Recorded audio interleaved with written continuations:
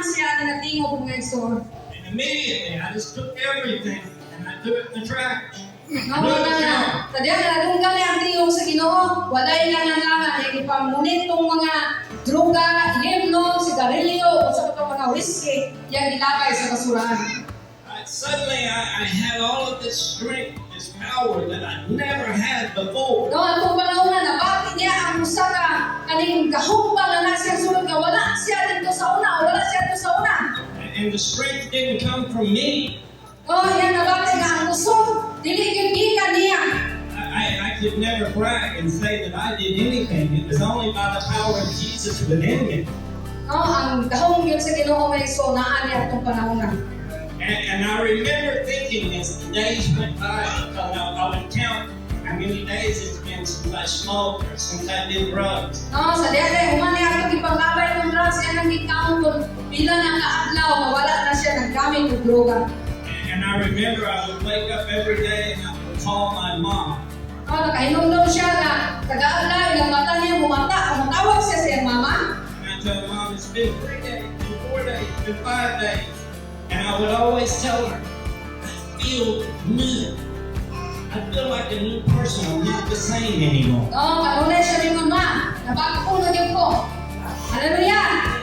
No? Kadi ang pag-umani ang babay sa droga kay kadaghan din siya naligat. Atong panahon na mga isong ipagawas siya sa Ginoo, kanunay siya mingon siya mama, nabago na yun ko. Kaya wala na yun ko yung desire na musuyo pa, o muinom pa, o sigarilyo pa. One day, I remember I was going, this is what it means to be born again. No, ato pa naman kay wala pa lagi siya gyud wala pa siya nakasugod ng pangalagan sa Ginoo. Kung nakainom siya atong panahon na kini mo'y tinuod nga pagka-born again. Nga ang born again di ay gikan gyud sa imong ginasuluran ug ikaw mismo nasayod nga nausap na gyud ka. Hallelujah! I was thinking to myself, anybody can counterfeit all of that other stuff. No, sa tanan mga isuon yung nauna sa una nga, pwede ta nga musuon, no? Yung nauna sa una nga, or pwede ta musuon nga na-born again na ta. Pwede ta man simbahan nga bingon ta na-born again na ta. Pero dili kay ta katago ang tubangan sa Dios nga isuon. No, kawas ko na natong pagkakita. And so I remember thinking, this is what it means. This is what it means to be a new creation. No, mauni mo ti pasabot sa giingon niya nga ang tanan na nahiusa ni Kristo bag-o nang binuhat. Ang pagka-born again dili lang kay ang atong relihiyon born again kundi dunay lalong nga pagkapigrelasyon. Talik nimo og talik sa Ginoo nga igsoon. Dunay lalong nga connection. O dili lang kay born again sa ngalan pero wala nang born again kundi dunay lalong nga kaulugan o connection. Talik nimo sa Ginoo sa atong relasyon nga igsoon. Being born again is something that comes from God. It's something that you cannot do by yourself.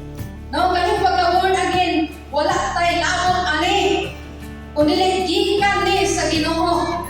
Hallelujah, wala tayo gibuhat ani nga nahimot ang born again kundi gikan ni sa Ginoo mga igsoon. Ang Ginoo ko'y maghangak nato di ba sa Isaiah na nagingod na gibakuhan tas Ginoo kasing-kasing. No, dili kay gitamin na pagkubato kay wa na. Puro ra man adlaw ay gitugtan luga kay ako ra may pagkubato ni. Impas ka na ko ron. No? Dumot ra ko nimo sa una unya pagkutan luga ron. You can't wake up one day and just go, you know what?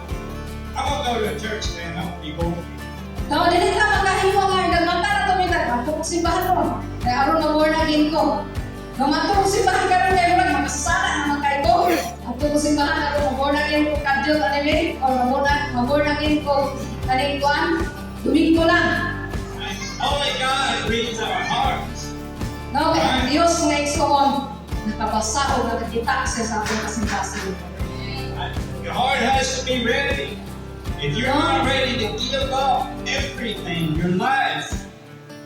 No, muna ang Ginoo nakakita sa atong kasing-kasing o nakabasa siya kung unsay sulod sa atong kasing-kasing. Kaya kinahanglan ni ay as a born again, na i-give up din nato ni tanan kung unsay naa sa atong kasing-kasing. So aron dunay ang Ginoo.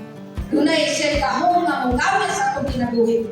You're not ready to give up everything. God knows. He knows any little secret, any little bit of Now, any little bit of darkness you have in your heart, He knows.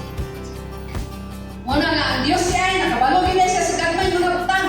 Muna yun nga, mga sinsilyo, mga pukpuk, unsa na diyan, nasa mo, mga dagong nga nasa mo kasing-kasing mga eksolo, unsa ba nagkagagmay na mga utang, nga nasa itong kasing-kasing, na ibawa na sa Ginoo.